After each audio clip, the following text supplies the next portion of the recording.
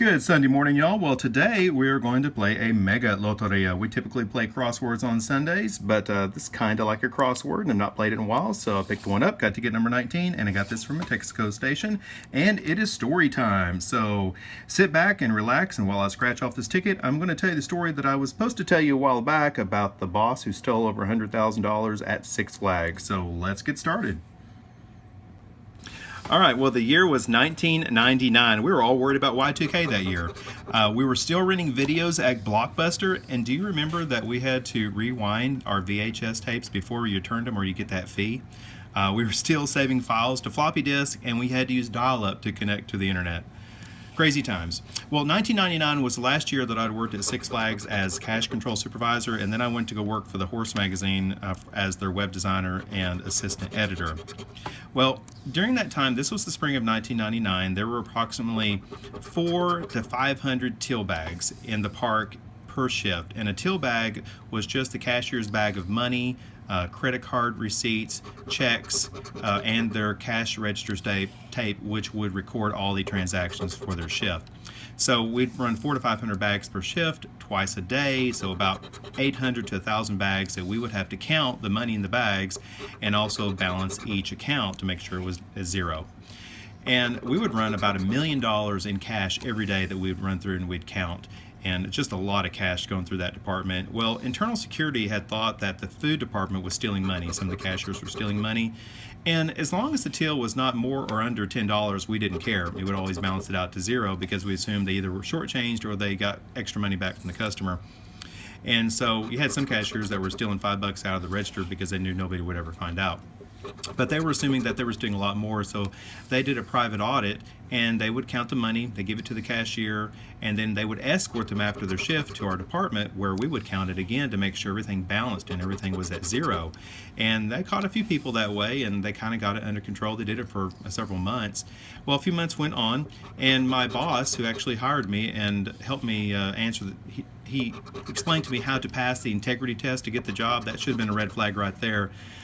We're always supposed to be looking for security measures to see how people would steal money possibly in the department. I actually had one girl steal money by throwing it into the trash can during the shift and then volunteering to take the trash out each evening. She stole about $5,000 that way before she was caught. But my boss decided to do an internal audit on the food department again to make sure they were still not stealing money, everything was good. So what he would do is the money would come in, he would say, "Matt, go grab me 10 bags of money, and I'm going to do my own private audit to make sure everything is going well." Well, that was about $30,000 to $40,000 in cash that I would bring to him, and we had about 20 to 30 cameras, security cameras on us at all times, but his office was outside the camera area. Didn't think anything about it, thought he was just doing his job and making sure nobody was stealing money. So I would bring him back those 10 bags, and I would go back there every once in a while to talk to him or ask him a question, and I would see him counting the money and putting the dollar amounts in the computer to make sure the tills balanced and each department was correct, and didn't think anything about it. Well, apparently internal security was doing another audit, and they found out that money was being stolen from the inside of cash control where we worked.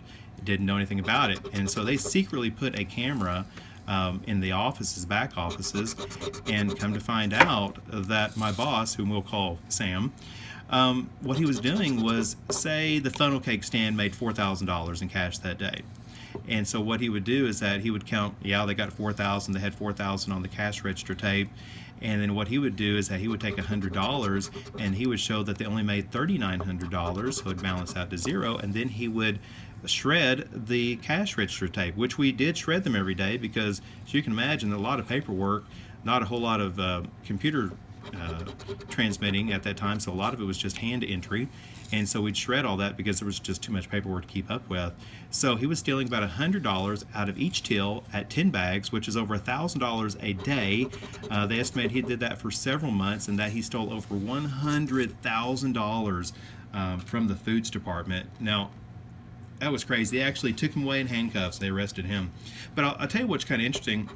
If he was going to steal money, and we always were talking about this, you'd steal from the games department. Do you know that the ring toss game would bring in $6,000 to $8,000 in cash a day, or that little quarter toss game would be 4 to 5,000, or the basketball game, and there were no cash registers. If you remember going out there to an amusement park or Six Flags, you'd hand them, $2 or $5, and they give you 3 rings or some coins, and they would just put it in their pocket, in their apron. Well, they would all be just turned in cash every day. You'd have $6,000-8,000 per shift for all those games. And if you took $500 off that till, nobody would know, because there was no way to tell if that balanced or not. But he chose to steal from the food department, which was really stupid.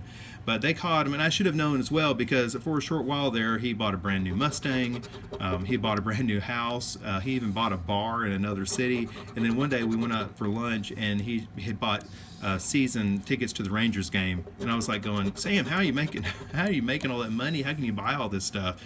And I guess I was just naive, and I was too trusting to know what he was doing. But that was crazy, needless to say. All right, so let's see where we were at on the Mega Loteria. We have several chances left here. All right, we got 3 spots left. We have the cow. I think we had a cow. Yeah, there's a cow. Ooh, we just need a jackrabbit for 20. What's our next one? The boar. I think we have a boar, yeah. We need a wheel.